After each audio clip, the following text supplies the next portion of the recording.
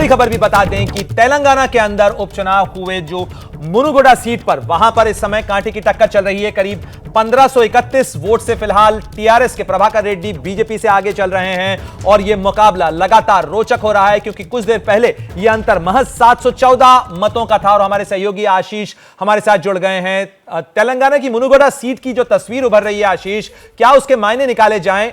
जो अंतर है वो बेहद कम माना जा रहा है, क्योंकि सत्ता में तो तेलंगाना में टीआरएस है।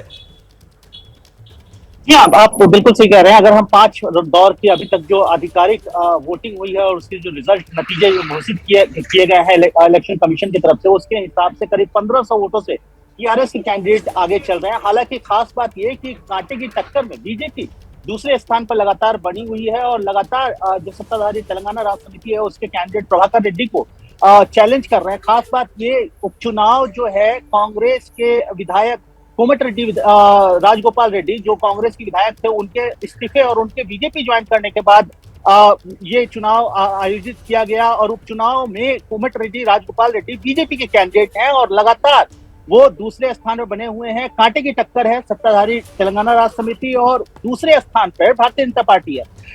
अगर हम मुनुगोड विधानसभा क्षेत्र की बात करें तो ये ट्रेडिशनली ये कांग्रेस का स्ट्रांग होल्ड रहा। कांग्रेस हालांकि इस पूरे जो उपचुनाव की काउंटिंग है उसमें तीसरे नंबर पर बनी हुई है। करीब 11% वोट अब तक कांग्रेस को हासिल हुआ। वहीं राजगोपाल रेड्डी और तेलंगाना राष्ट्र समिति के बीच में 1% के आसपास का वोट का डिफरेंस है। दोनों करीब 40% और 41% और 42% का वोट लेकर बढ़त बनाए हुए हैं। दोनों के बीच में कांटे की टक्कर चल रही है।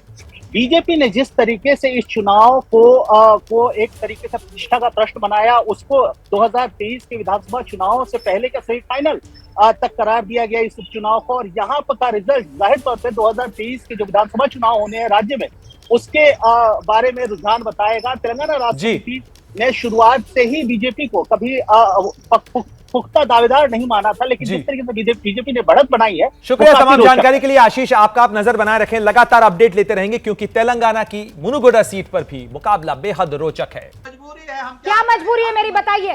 मैं अभी आपको बताती हूँ कि मैंने ओए होए होए होए, नमकीन के चटकारे लेते हुए टकटकी मार के डिबेट शो को पॉज रिपीट कर करके देख रहे हैं जोगिंदर जी।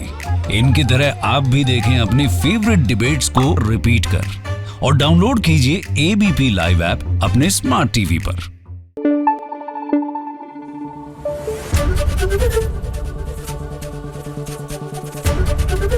एबीपी न्यूज आपको रखे आगे।